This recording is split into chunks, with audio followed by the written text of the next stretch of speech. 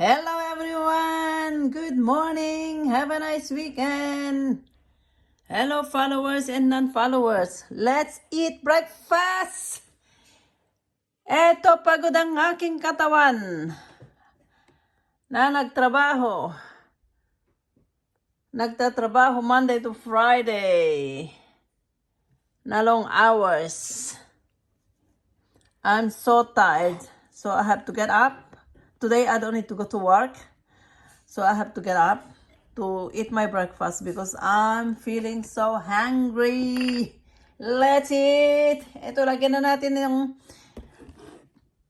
ito yung aking ano bang halo nito? Wheat, banana, apple, and blueberries, and yogurt. I put cinnamon on top.